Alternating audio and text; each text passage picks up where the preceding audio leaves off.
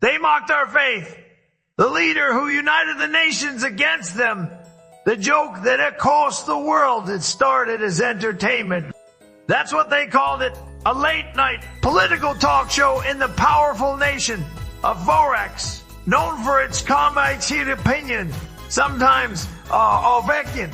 That night, the host held up a sacred doll, modernized by millions across the world. He smiled, not respectfully, not with the kind of amusement carries something deeper. Contempt. This he said, holding it between two forces. What they believe prodiga. The audience laughed. A.T. light, careless sound. Then he leaned back in his chair and added something that would change everything. They wanted the we. The crowd erupted. Clips spread within minutes.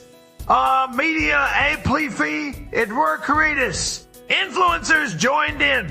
Politicians remained. Across the world, millions watched. Some laughed, some ignored it. But in one place, they didn't laugh at all. The nation of quiet strength, the country was called Elmira, a small nation tucked between larger, more aggressive powers. To outsiders, it seemed outdated. Its traditions were ancient. Its people deeply religious. Its systems built on values many modern nations had abandoned. But what the world didn't understand was this. Faith in Elmira wasn't just belief. It was structure. It was discipline. It was identity law. Every decision, every aspect of daily life was influenced by it. And more importantly, it united them. While other nations struggled with the Mamajan, while others argued internally, Elmira moved as one. To foreign analysts, this was seen as weakness. To its people, it was strength. And when the mocking broadcast reached Elmira, the reaction was not anger. It was silence. A dangerous kind of silence. The man no one understood at the center of Elmira's leadership stood a man the world barely noticed. Adrian Keough. He wasn't charismatic in the traditional sense. He didn't shout. He didn't threaten. He didn't dominate headlines.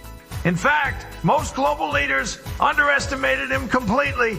He lacks presence. One analyst once said, "He's not aggressive enough," another concluded. But those who worked closely with Adrian knew something different. He didn't react emotionally. He observed. He calculated. He waited. When his advisors rushed into his office with news of the broadcast, expecting outrage, they found him calm. He watched the clip once, then again. Then he paused it at the exact moment the audience laughed. And then he smiled, not because he found it funny, but because he saw something no one else did. A fracture, a weakness, an opening, the response that confused the world. Within 24 hours, the world expected a response, political condemnation, diplomatic protests, public outrage. Instead, Adrian Keough released a short statement, one sentence: "We forgive you." That was it. No anger, no threats, no demands. The response confused everyone. News channels debated its meaning. Commentators mocked it even further. Forgiveness. One analyst laughed. That's not how power works. But Adrian wasn't speaking to analysts. He was speaking to something much larger. And slowly, the effect began. The invisible movement, while the world moved on from the incident. Elmira didn't. But they didn't respond in ways anyone could see. There were no military movements, no economic sanctions, no public retaliation. Instead, something quiet began spreading. Elmira started reaching out, not to governments, but to people, religious communities, cultural organizations, humanitarian groups across dozens of countries. They didn't talk about revenge. They talked about respect. They shared stories, values, experiences. At first, it seemed insignificant. Small conversations, minor connections. But those connections grew because the message resonated, not just with one group, but with millions. People who felt dismissed, ignored, underestimated. And for the first time, they felt seen. The arrogance of power, meanwhile, in Varix, the reaction was very different. Instead of stepping back, they leaned in. More jokes, more commentary, more dismissive statements. Politicians began echoing the same tone. Faith belongs in the past, one official said during a press conference. Modern nations don't rely on beliefs, they rely on power. The statement went viral, but not in the way they expected, because for billions of people around the world, that statement wasn't just wrong. It was offensive. And just like that, Adrian Keil's quiet movement gained momentum. The shift no one noticed over the next few months. Some changes began heavy-handedly. Trade negotiations stalled for Varix. Poultry partnerships quietly dissolved. International support began shifting in small but noticeable ways. Analysts, of economizations, market trends, political disagreements. But they missed the real cause. The world wasn't reacting to policy, it was reacting to perception. And perception was changing slowly, quietly, but powerfully. The hidden network, what no one realized was this. Adrian Keil hadn't just started a movement. He had activated one for decades. Elmira had invested in global relationships, education programs, charity networks, cultural exchanges, not as a strategy for war, but as a way to connect. Those connections now formed a network, a global web of influence. And when Adrian gave the signal, it aligned perfectly. The turning point, the breaking point, came during an international summit. A senior official from Varix made a statement that echoed across the world. Faith has no place in modern leadership. The room went quiet.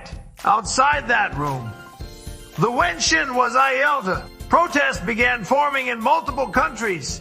Religious leaders spoke out. Communities united. And for the first time, governments started paying attention. Because this wasn't just about me more. It was about billions of people. The alliance. Adrian Keil made his next move. He announced the formation of something precedented. The alliance of respect. It wasn't a military alliance. It wasn't a political, fronting different. A coalition of nations agreeing on one principle, mutual respect for belief entity. At first, only a few countries joined, then more followed, then even more. Because supporting the alliance wasn't controversial, it was reasonable. And that was what made it powerful. The collapse of influence within a year, Varix began to feel the impact. Trade partnerships weakened. Global influence declined. Diplomatic relationships became strained. Not because of war, but because of isolation. They hadn't been attacked. They had been distanced. And that was far more dangerous. The realization, by the time Varix realized what was happening, it was too late. They hadn't just insulted one nation. They had underestimated a global network of belief and shared values. And Adrian Keil had turned that network into influence. Powerful. Husalat. The final summit, a global summit, was called Leaders Gathered. Tensions were high. Everyone knew something had to change. Adrian Keil stood before them, calm, composed, in control. You believe power came from dominance, he said, but power comes from unity. He paused. You mocked what you did not understand, and in doing so, you united the world against you. Silence filled the room, because everyone knew it was true. The twist that changed everything the world expected Adrian to demand something. Santines, concessions, control. Instead, he did something no one expected. Nothing mans. No punishment. Just one statement. We don't want revenge. We want understanding. That moment changed. The ending Varix didn't fall. It adapted. Issued apologies. Policies shifted. Respect replaced arrogance. And the world moved forward. But history remembered one thing. A nation was mocked. A leader stayed silent. And instead of fighting back with force, he united the world. Because sometimes the most powerful revenge isn't destruction, it's transformation. If this story made you think differently about power, belief, and unity, don't just scroll away. Hit the like button, subscribe, and turn on the notification bell so you never miss the next powerful story. Because on this channel, we bring you stories that don't just entertain. They make you see the world differently. And tell me in the comments, do you think unity is stronger than power? Your answer might shape the next story you see here.